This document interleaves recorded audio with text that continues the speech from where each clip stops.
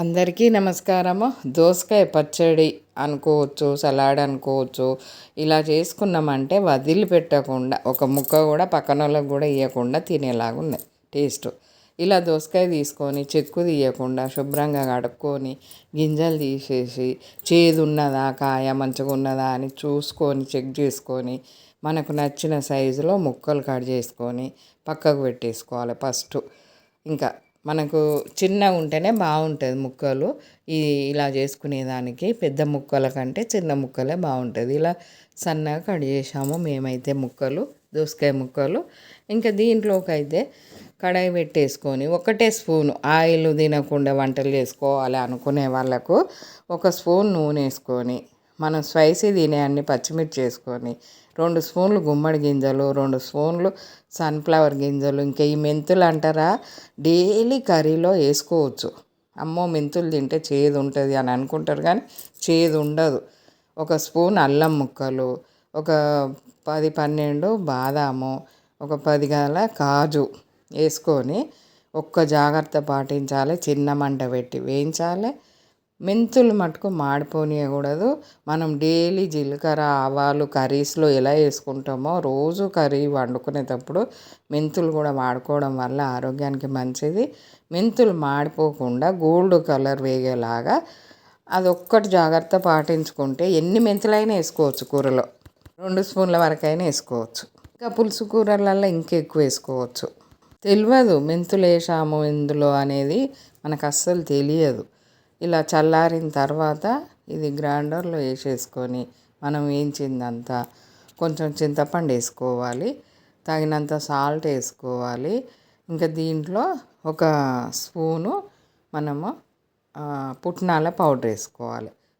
పొట్టు పుట్నాలు పౌడర్ చేసాము, ఒక స్పూన్ మీద కొంచెం వేసాము. చాలా బాగున్నది టేస్ట్.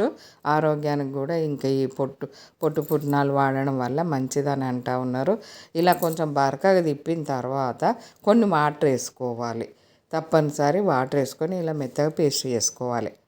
ఇంకా ఆ పేస్ట్ని పక్కకు పెట్టేసుకొని ఈ దోసకాయ ముక్కలు రెడీగా ఉన్నాయి కదా, దీంట్లో ఒక పెద్ద ఉల్లిపాయ ముక్కలు కట్ చేసి వేసుకోవాలి. ఇది పెద్ద పని ఏం కాదు, ఈజీగా అయిపోతుంది. మనము రైస్ తినకుండా మనం ఇది ఒక కప్పు తిని ఉండొచ్చు. ఆకలి కాదు, మనకు నీరసము రాదు. అంత బాగుంటుంది ఇది తినడం వల్ల. ఈ పేస్ట్ ఉల్లిపాయలు వేసిన తర్వాత ఈ దోసకాయ ముక్కలకు మంచిగా కలపాలి. మనం స్పూన్ తోటి కలిపితే సరిగా ముక్కలకు పట్టదు. ఇంకా ఇందులో మనకు మరీ వాటర్ ఉంటేనో స్పూన్ తోటి కలిపితే మంచిగా పట్టుకుంటుంది. కానీ ఈ మాత్రము గట్టిగా ఉండాలి పేస్టు. మరి వాటర్ ఉంటే తినబుద్ధి కాదు. ఈ గట్టితనం ఉండాలి పేస్టు, మరి బాగా లూజ్ ఉండకూడదు. మనం కలిపినాక ఇంకా కొంచెం లూజ్ అవుతుంది.